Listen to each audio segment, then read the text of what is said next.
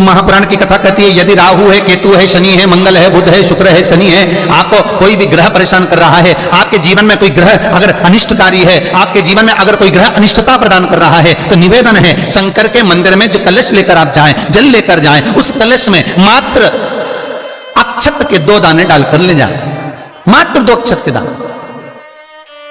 जैसे सूर्य नारायण को प्रसन्न करने के लिए अपन कुंकू डाल लेते हैं, हल्दी डाल लेते हैं जल में, या चने की दाल डाल लेते हैं जल के अंदर। सूर्य नारायण को प्रसन्न करने के लिए हमने चने की दाल डाली, कुंकू डाला, हल्दी डाली, और कभी कभी सूर्य नारायण भगवान से बहुत जरूरी काम है और वो कार्य हो ही नहीं रहा है, या तन पर कोई रोग हो गया है, तो उसको मिटाने के लिए कई बार हमने भगवान सूर्य को अर्घ देते समय सफेद फूल भी डाला है, कभी लाल फूल भी डाला है। उसी तरह भगवान शंकर से निवेदन करने के लिए, हमारी ग्रह दशा सुधारने के लिए जल के पात्र में 2 अक्षत के दाने, अक्षत भी पूर्ण अक्षत, पूर्ण अक्षत, खंडित नहीं, पूर्ण अक्षत भगवान शंकर को समर्पित कर। और बाबा भोलेनाथ को जब हम जल समर्पित करें तो राहु, केतु, मंगल, शनि, शुक्र, बृहस्पति जितने ग्रह हैं सब अनुकूल हो जाते हैं महाराज, सब अनुकूल। इतना बड़ा दर्पण जिसमें मुंह देखते हो, मुख, इतना बड़ा दर्पण दिया। अच्छा, पहले के लोग जानते नहीं है, पहले जो घरों में, आजकल तो फैशन की बंदरवाल होती है, दरवाजे पर जो बंदरवाल लोग लगाते हैं, कहीं मोती की लगा रहे, कहीं काय की लगा रहे, तो पहले जो बंदरवाल होती थी, उस बंदरवाल में अगर कई शहरों में, जैसे काशी साइड में, तो आज भी जो बंदरवाल मिलती है उत्तर प्रदेश में, और चलो तो गुजरात में, तो उसमें इतने बड़े बड़े कांच लगे रहते हैं, दर्पण। उसका क्या महत्व है, उसकी मूलता क्या है?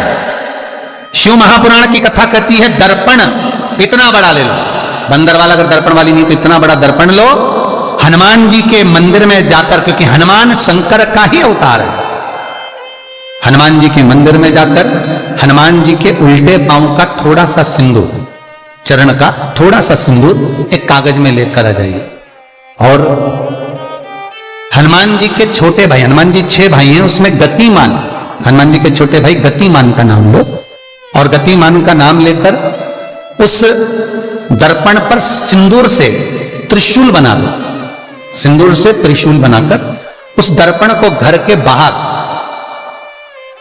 दर्पण का मुख बाहर की ओर, ऐसे बाहर की ओर मुख कर कर दर्पण को घर के बाहर या दरवाजे पर, बिल्डिंग पर, ऊपर जाली में, फ्रंट में, कहीं पर भी उसको लगा दीजिए।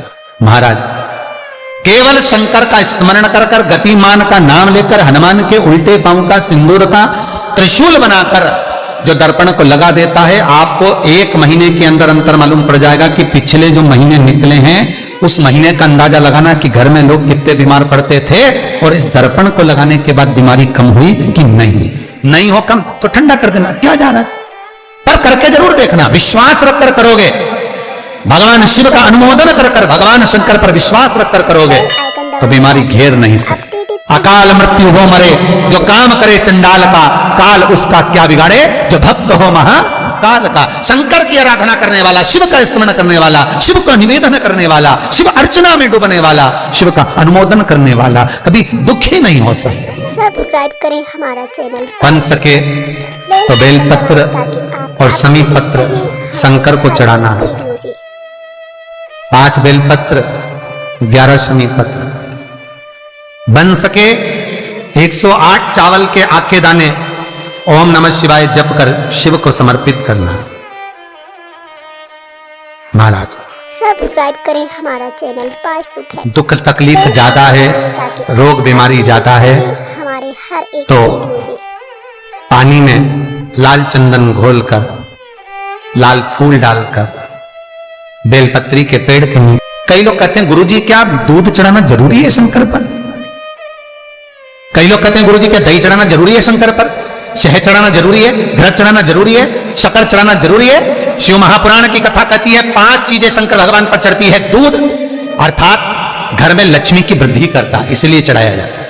दही शंकर भगवान पर इसलिए चढ़ाते हैं क्योंकि यह परिवार को जोड़ता है। जिसके परिवार में क्लेश ज्यादा होता है, जिसके परिवार में आपस में तकरार ज्यादा होता है, उसको दही जोड़ता है।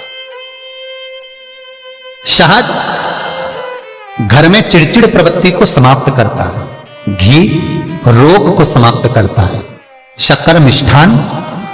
घर में यदि लक्ष्मी आकर जा रही हो तो मिष्ठान समर्पित किया जाता है। इसलिए पंचामृत स्नान का भाव शिव महापुराण कहते हैं। पंचामृत स्नान का भगवान, इसलिए 5 चीजें शंकर को समर्पित हैं: दूध, दही, घृत, शहद, शक्कर, अर्थात मिष्ठान। शक्कर से मूलतः यहां शिव महापुराण में शक्कर नहीं लिखी है, मिष्ठान। अब लोग शक्कर पीस कर अभिषेक करते हैं, परंतु मिष्ठान अर्थात गाय के दूध से निर्मित कोई मिठाई, और उस मिठाई से भगवान शंकर का अभिषेक। अब लोग भले शक्कर रखने लगे शंकर जी के अभिषेक में, पर यहां शक्कर नहीं लिखा है, यहां मिष्ठान।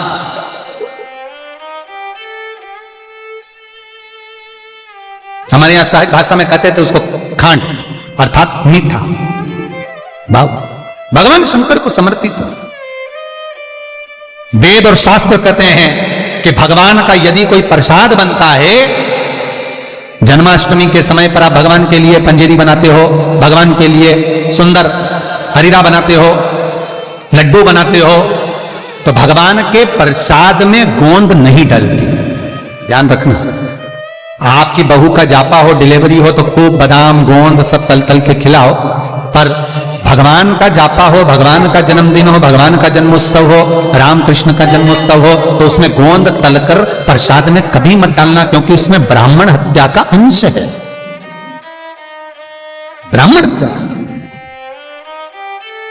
और विद्वान जो ब्राह्मण होते हैं साहब, जिन्होंने शिव महापुराण की कथा या भागवत पुराण पढ़ी होती है, सुनी होती है, हमारा चैनल पास्तुत है। वो ब्राह्मण कभी भी, जो विद्वान ब्राह्मण होंगे वो कभी भी गोंद का लड्डू, गोंद तली हुई कभी नहीं खाएंगे। भले वो देसी घी में तले, कुछ भी तले, पर गोंद नहीं खाते, गोंद का लड्डू नहीं खाते। क्यों? क्योंकि इसमें ब्राह्मण हत्या का अंश है। प्रत्येक फोटो में लक्ष्मी विष्णु के साथ नहीं मिलेगी, प्रत्येक फोटो में लक्ष्मी गणेश और सरस्वती मिलेंगे। हमारे हर एक वीडियो से दीपावली पर पाना खरीद कर लाओ, दिवाली पर कागज खरीद कर लाओ, दिवाली पर फोटो खरीद कर लाइए, लक्ष्मी गणेश के साथ मिलेगी, लक्ष्मी सरस्वती के साथ मिलेगी, पर लक्ष्मी विष्णु के साथ नहीं। क्यों? किस लिए? सब्सक्राइब भगवान विष्णु और लक्ष्मी का फोटो नहीं, गणेश सरस्वती और लक्ष्मी का फोटो। क्यों? उसका कारण यहां है, पार्वती जी ने गणेश जी को लक्ष्मी की गोद में दे दिया।